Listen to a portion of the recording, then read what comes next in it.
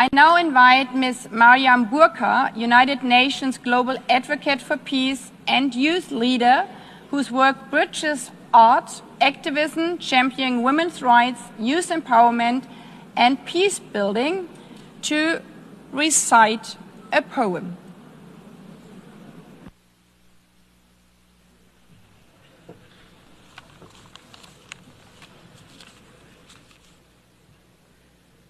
The President, Secretary General, distinguished delegates, excellencies, good morning.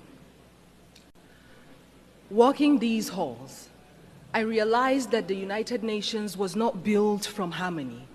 It grew out of the ashes of war and the grief watered by the collective memory of what happens when dialogue and cooperation fails.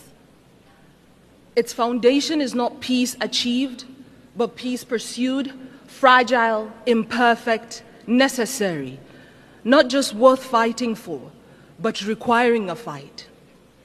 And today, 80 years on, we gather to honor what has been achieved.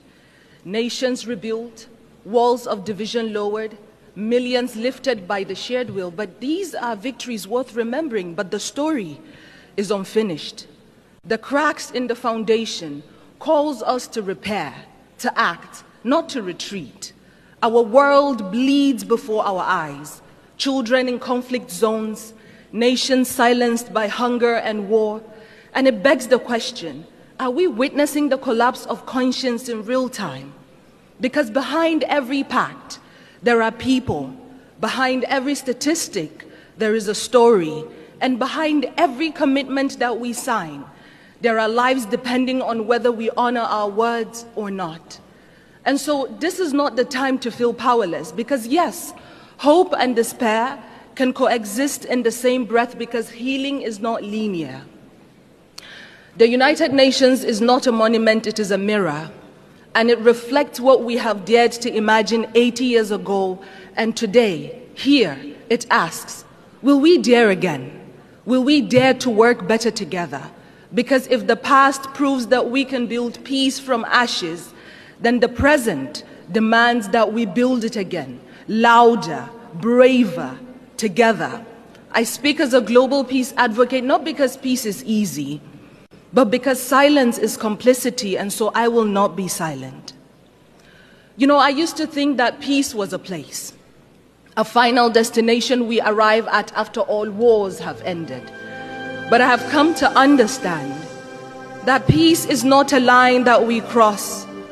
It is a choice that we make over and over and over again, especially when it is the hardest, especially when it feels far away. Peace is not a silence we force into people's mouths. It is not the absence of war, but the presence of understanding. Peace is a child learning to sleep again without flinching at the wind. It is a mother not having to choose between bread and dignity. It is a father not having to swallow his voice to feel like a man. Peace is messy, like forgiveness. It does not arrive in parade floats. Sometimes it comes crawling through broken windows when we finally agree that being right is not better than being whole. Peace is not found, it is built, brick by brutal brick, by hands that once knew how to fight, now choose to hold instead. There was a time when we measured strength by how long we could hold a grudge. But today, let us measure strength by how long we could hold space for someone else's truth. Because there was a me and a you before there was ever an us. And if us is broken, then peace is what lets us lay down the shards without aiming at each other's throats. Peace is the poem you write after the war in your chest has finally run out of ink. It is the moment you return to your body and find yourself still standing. Peace is not easy.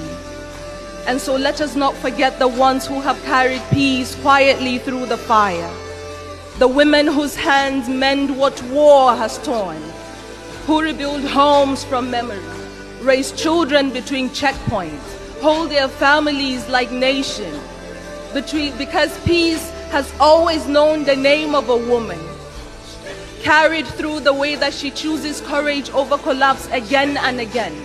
And so today I speak peace into the bones of this world, into the rubble, into the rage, into the ruins. Because if war teaches us how to shatter, then peace must teach us how to stay soft, to stay human. And perhaps what makes us human is not that we always succeed in peace, but that we dare again and again to seek it, refusing to let our brokenness be the end of our story. Thank you.